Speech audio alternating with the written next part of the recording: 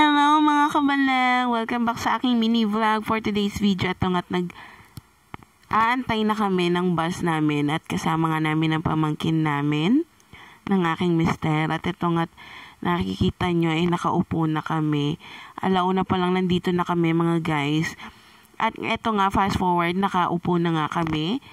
Wala kaming choice kasi yung isang bus na aming hinihintay ay wala pa. So ngayon, napagdesisyon na namin mag-bus ng iba. So ito na nga't nasa na kami, NLEX na rin, pati Flex na. Panorte kami ngayon, papunta kami ngayon sa San Fabian, Bolasi, Pangasinan. Kaya ito ngayon at kami naghihintay ng oras. At habang nasa bus kami, naisipan ko din mag-video. At napansin ko sa aking likod, ang aking mister ay tulog na rin. Kasi kanina wala talaga siyang tulog. At ito na nga, nasa Rosales, Pangasinan na kami. Papunta na kami ngayon. At konting oras na lang at konting kembot na lang, ay malapit na kami sa Bolasi. Oh my God, mga kabalen, grabe. At dahil nga dito ay nagkakos ng mga traffic at ito nga tulog ang aking katabi habang ako naman ay nagbibideo at gising. Dahil hindi ako nakatulog mga guys. Ayan, may pasilip-silip ako sa likod. Ayan, hindi ko pala napansin. Ay, nakatingin sila lahat sa video ko. O, diba? Ayan, makikita nyo ay 8:40 na ng umaga. At konting oras na lang at malapit na kami sa aming destinasyon. Ayan. One eternity later. At ito nga, nakasakay na nga kami ng aming pamangkin at ng aking Diyosawa. Papunta na kami ng Bolasi, Pangasinan. Konting oras na lang at makikita ko ng dagat. Oh my gosh, mga kabalen. Sobrang saya at adventure talaga ang pinupuntahan namin. At ito nga't malapit na, parang napapansin ko na din na nakikita ko na rin ang padaan sa Bolasi, Pangasinan.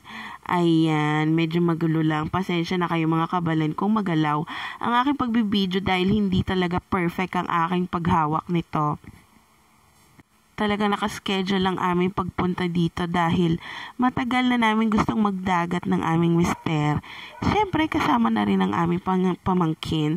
At ito nga't napapansin nyo medyo naaamoy ko na rin dito ang dagat dahil sa ilog na yon. Ayan na nga po. Fast forward na nga at ito na nga't malapit na. Paliko na ang aming trike na aming sinasakyan. Kaya kung pupunta kayo dito, magdagupan na lang kayo kesa mag-iba kayo ng bus. Ayan na. Malapit na kami. Ayan, nakaliko na kami. O, di ba nakita niyo yung isang tricycle? Char! Ayan. Ganito ang mga tricycle nila dito. Kahit na puno ang trike, kayang-kaya kang buhatin. Na. Kaya-kaya kang dalhin. Yun ang ibig sabihin. Ayan na, malapit na mga guys. At kung mapapansin nyo, natatanaw ko na ang I Love Bolasi. Wow! Oh, diba, mga guys? Ganyan talaga kapag excited ka. Meanwhile. At fast forward ulit, ayan, medyo gabi na rin dito. Dahil nagpahinga muna kami, ito ang aming kwarto. Ito ang queen size bed. Ito ang aming banyo. May sarili siyang banyo. At ito naman ang electric fan. Ayan ang double deck. And ito ang queen size bed with aircon. O, diba? Ang galing. Ayan, nagpa-cute muna siya. At ito na nga ang garahe namin. Ito ang kitchen. Wow! Ayan, may mga utensils na rin dyan. O, diba? May pagsasaingan kami. May plato, kutsara, at baso. And of course, may saksakan, may barbecuehan. Ito, sa harap na to ay cottage ito. Napapansin nyo. Gabi na. 2,000 years later. At ito nga, day 2 na namin dito sa Bolasi, Pangasinan. Kung mapapansin nyo, ang nagluluto at nagpa-plating ang aking Diyosawa. Ayan na po. Niluto niya ang seafood, yung crablet, And of course, ang hipon na gustong-gusto namin ng pamangkin niya. Ayan, talaga pinaplating niya yan. At sobrang galing niya talaga magluto, mga guys. Kaya kung gusto niyo magpaluto sa kanya, nako, 100%, hindi kayo mapapahiya at napaka-affordable na lang niya magluto. Kaya kung mag-aarkila lang kayo sa kanya, it's okay. Yun naman, sideline din naman namin. Kung napapansin nyo, napakasarap po.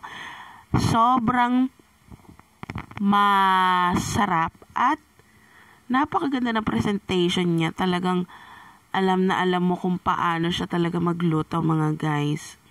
At dito nga, mga kabalan, naisipan ko na ngang lumabas at mag-explore para makapakita sa inyo kung gaano kaganda ang Bolasi, Pangasinan din.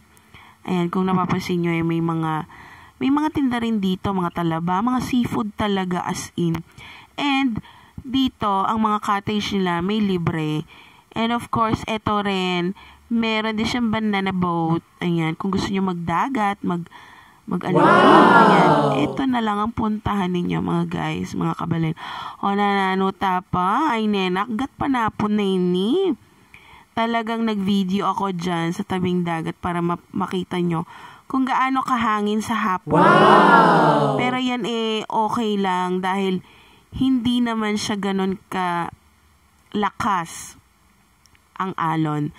Dahil ang lahat ay nag-e-enjoy, mahangin, at super ganda ng tanawin. Kung ganito ba naman ang ating makikita, talagang hahanap-hanapin mo, mga kabalen. A few moments later. Fast forward na nga at dito nga ay 11 na. Mga 10 or 11 na ito. At nag-check out na rin kami kasi ayaw din namin umuwi ng gabi na sa Pampanga, you know. At ito nga, naglalakad na nga kami papunta doon sa pupuntahan namin dahil meron pa kaming isusole na nagamit namin. At ito nga ang aking josawa, ayan siya. Siya ang nagbubuhat. And of course, ayan ako mapapansin nyo.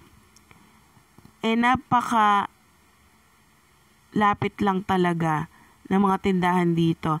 At ito nga ang pamangkin ko, say hi! 1 hour later. At ito nga, sakay na kami ng bus, ang Cisco.